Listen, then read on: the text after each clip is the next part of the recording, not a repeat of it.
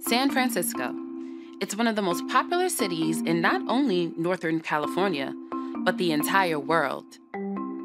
Situated on a hilly peninsula, surrounded by the Pacific Ocean, when you think of the city, you may think of its breathtaking views. But those who have actually visited the Bay Area know that it's the cultural diversity that makes San Francisco a standout. Outside of its scenic beauty, San Francisco has a rich history and a vibrant arts and culture scene. It's home to world-renowned museums and theaters, as well as a thriving culinary scene that showcases the city's diverse cultural influences. While the different districts consist of all ethnicities, San Francisco is home to one of the largest Asian populations in the United States. San Francisco's Asian community consists of mostly Chinese, Japanese, Filipino, Korean, Vietnamese, and South Asians who are known for their delicious cuisine, vibrant festivals, and cultural landmarks. The city's famous Chinatown is the largest Chinatown outside of Asia and the oldest one in North America, while its Japantown is one of only 3 left in America and is the oldest one to date. So today I'll be taking you guys with me to Chinatown and Japantown to check out some of the richest culture of the Eastern world domestically.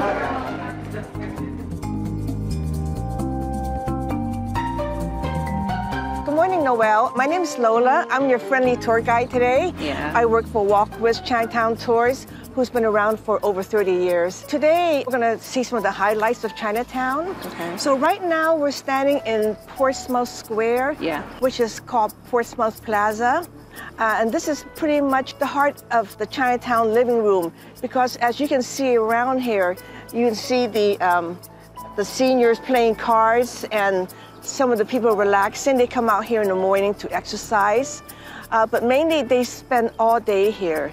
They'll come here early in the morning and then they will stay here until sunset. Okay. So because of the cramped living conditions in Chinatown, they come out here to play, to meet their friends, to read the newspaper, socialize, and this is why we call this the living room of Chinatown. Oh, okay, I'm excited. Yeah.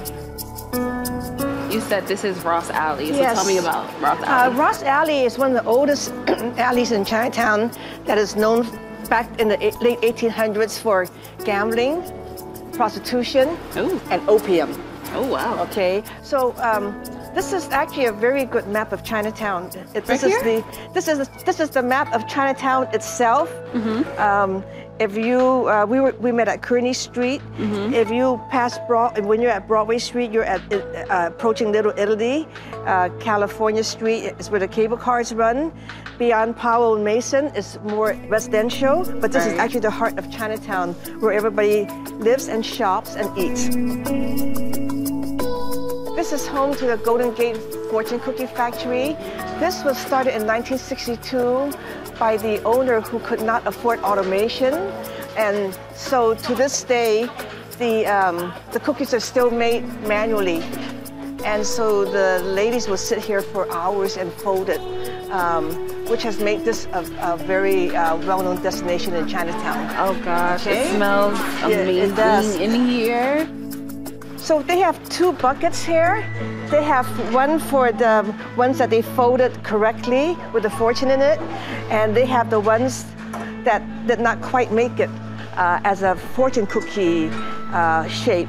And you can also buy these cookies in bags too. Now what constitutes what makes it as a shape or not? It's probably whether they can fold it in time for when it comes off the conveyor belt. And they have, you know, all kind of flavors here. Yeah. Strawberry, green tea. I've never had flavored fortune cookies. So what's your favorite part of this street? This is Jackson Street. This is Jackson Street, and this street sells a lot of good dim sum for takeouts. And this is one of my favorite places, House of Dim Sum, because they have a good selection and they have the parklets to sit outdoors. Parklets? Yes. Okay. You want to go in and try some? Let's go in and order. Okay, awesome. Alrighty, what do we have here? Okay, Joseon, we have what we call the pork dumplings, the shrimp dumpling, the chicken feet. How do I eat this? You eat the skin and just leave the bones. Okay? good. And this is the pork bun, the barbecue pork bun. This is the steamed pork dumpling, the shrimp dumpling, the Chinese sausage, and the salt pork.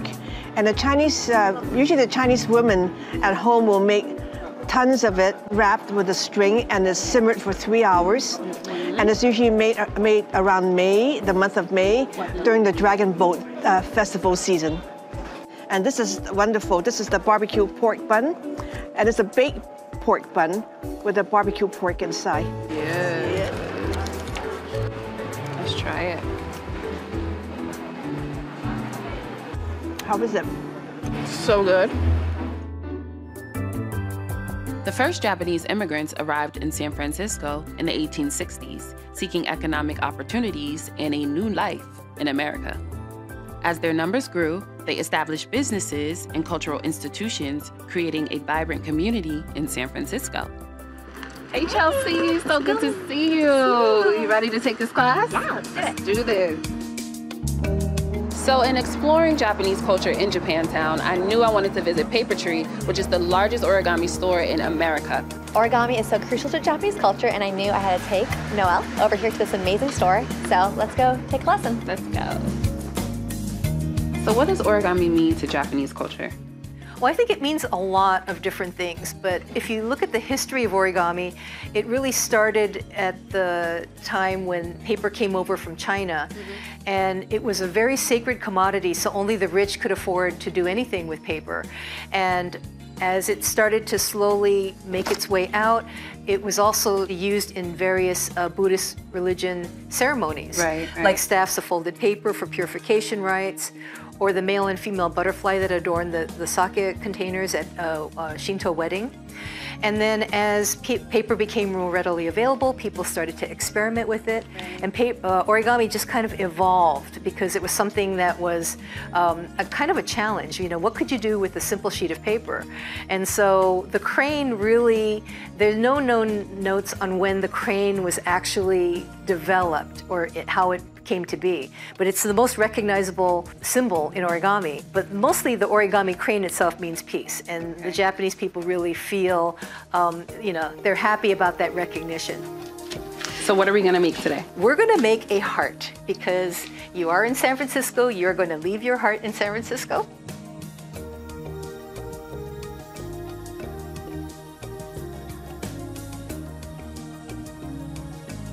And turn it over, and there is your heart.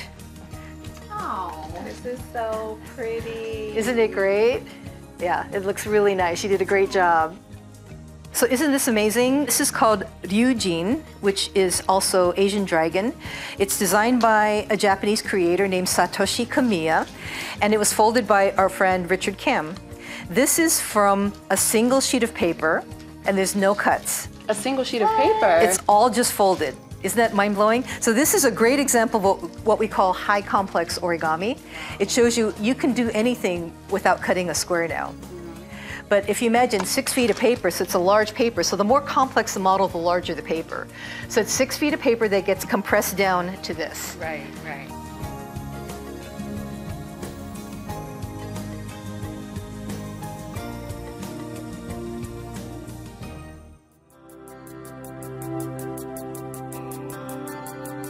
So today we're at Empress by Boom, one of the top restaurants in Chinatown. And we have Jim here, who's gonna tell us all about it.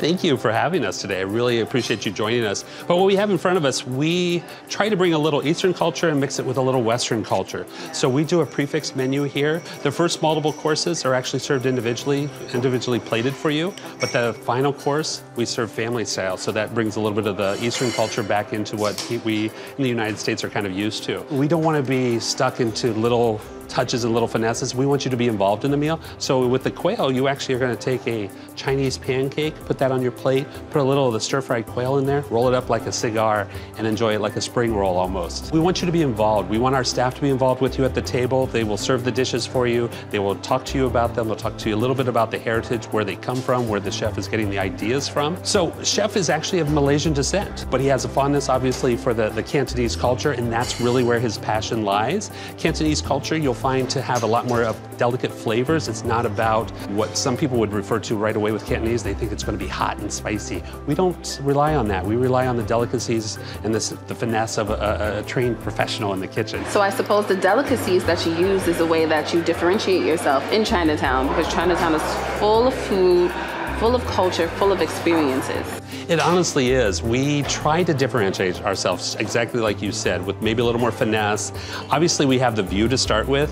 We are by far one of probably the most photographed restaurants. You don't walk in the store without taking 100 photos before you leave. But the culture here in Chinatown is one you don't want to mess with. It is just so ingrained. The people are so loving, so caring, and we really feel like we've been enveloped by them here in Chinatown. They were a little nervous about us coming in, but now that we're here, everybody's just enjoying having a new friend on the block. When did you come in? Our second-year anniversary will be this June. Oh, you're new. You're that new. Very new. Oh, wow. We do have a lot of history going back in this particular location. It was opened in 1966 as Empress of China. It served for almost 50 years. It closed in 2014, and then we reincarnated it and came in 2021.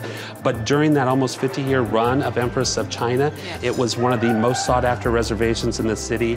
You don't work an evening here without hearing somebody's story about how they had their wedding here, they introduced their children here, they had their anniversary celebrations here. It was really ingrained into the community. So that was a lot of stress for us to reopen and really keep part of that tradition alive. It's an old historical site with a new invitation to come in and enjoy us with an amazing experience crafted by a chef that really has his heart back in Malaysia, back in the Cantonese culture in Chinatown, and really with our staff, a warm, welcoming experience.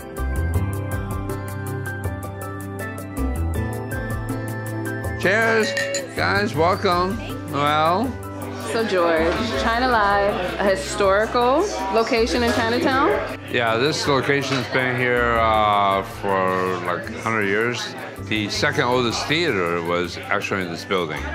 And it became a big Chinese dim sum house. And I took it over in 2017. It took me a few years to open it. And it's now become kind of an iconic place here, not just in Chinatown, but in the city. Wow, that's amazing. Yeah, it's a big place. So why did you choose to stay in Chinatown?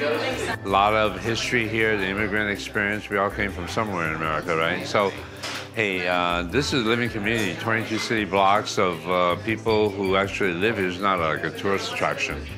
And we wanted to bring back, you know, it had gone downhill a little bit, you know, all the years. And so we wanted to revitalize it, bring back the spirit. And so we spent a lot of money, like 20 million bucks here to do this big project. Tell me about the uniqueness of the drinks, of the food, of the place entirely. Well, I'm a Scotch drinker, and my guys were the top guys, and said, oh, we'll do a Scotch bar. I said, that's boring, everybody's got a Scotch bar. But we actually one of the first to do Scotch cocktails, like what you had here, the Silk Degrees. It tastes like a pina colada, but that's Johnny Walker Black washed with coconut. That was delicious. Delicious, right? And this one here is... Sometimes Old Fashioned was top 10 cocktail the year we opened. It's made with Peking duck fat. That we sell a lot of Peking ducks here, and we fat wash the drinks. And it's so smooth, and it's my #1 seller. Why would you encourage people to visit Chinatown and China Live? Well, we're very unique. Chinatown's got a long history, and it's not going away. It's not going to be gentrified. And, you know, it's part of the San Francisco story. Cheers to that. Cheers to that. Thank you so much. Pleasure. In 1906, the Great Earthquake and Fire devastated Japanese areas in Chinatown, so the Japanese community began to move west in San Francisco, creating their own namesake enclave. By 1907, second-generation Japanese Americans, or Niseis, were born. So we're here with Chef David and Chelsea Davis, who is a vlogger and a foodie and a San Francisco native. So tell me about yourself. So I'm the chef owner of Nisei. It's a Japanese-American restaurant in San Francisco. It's fine dining with a contemporary twist. We've been open for about 2 years, and we secured our first Michelin star this last year. Originally, I'm from Houston, Texas, and I've worked and lived in New York and Japan, and I finally settled down here about 7 years ago. Wow, and congratulations on your star. Thank you. And I know you're Japanese. That's right. And this restaurant specifically is named Nisei, and that is a second-generation Japanese term? That's right, yes. So Nisei means second generation, refers to Japanese people born outside of Japan. Okay. So it's very transparent with who I am. I'm half Japanese. My father's Japanese from Japan. So the food and the restaurant kind of reflect who I am and what I'm trying to create. So the food here in the restaurant is not exactly traditional, nor is it American. It's kind of in between. Okay, okay. And Chelsea, you are part Filipino. I am. Born and raised in San Francisco, so I'm a native. And yeah, one of my favorite things to do is try out new restaurants. I've dined here before, and with my dad actually, and we absolutely loved it. So I'm excited to be back. So what's your favorite thing here at Nisei? Nisei. I feel like the menus probably has changed since I've been here. But I mean, I would definitely say just the diversity of every dish and how beautifully they're presented, as well as like the innovation with every bite that I had. There's a lot of really great dishes. Yeah. So what is something that has to be a part of every Japanese meal? I think something that has to be a part of every Japanese meal, and probably for most Asian cultures, is rice. You know, it's kind of like the foundation of most meals and Asian cuisines, and it's just quintessential. So what do we have here? So speaking of rice, this is kind of a signature dish of ours. It is grilled unagi. It's grilled very traditionally over Japanese charcoal and glazed with what's called tare, which is kind of like a barbecue. It's almost like a Japanese soy sauce based barbecue sauce. On the bottom you have local rice from Ruin Foreman Ranch in Sacramento. And then there's a small pickle on the bottom, which is miso pickled garlic. This one, we just gave a little bit because it's really strong, but it takes about like 3 months to make, so it's very intense, yeah. How do you pickle? We literally just put the garlic in the miso and just let time do its thing. Okay. Yeah. So, guys, what is something that you want tourists and people just to know and to understand about Asian culture in San Francisco? I think a lot of people have preconceived notions of what the food is or what it's supposed to taste like, or, you know, things like that. But, you know, my mission is to let tourists and other people know that, like, you know, Japanese food is not just like sushi, it's not just one thing. That's what I would like people to know, is that like there's like depth to these Asian cultures, and you know, there's like a lot more than what people see on the surface level. What do we have here? All right, so this dessert is kind of a celebration of Mandarin. So this is end of the season Mandarin. It's very sweet. It's in a couple forms. So it's a Mandarin curd with fresh Mandarin and then Mandarin sauce. Typically you'll see like oranges around most Asian households and or at like little shrines and stuff. So I just love mandarins. I love mandarin as well. I'm so excited about this. It's like the little cuties, like the the little cuties. Yeah. Favorite. That's what you call a dessert. Between the unique architecture and the amazing food, San Francisco has an abundance of Asian culture for you to experience. I look forward to the next time I can enjoy Asian culture in a space like this.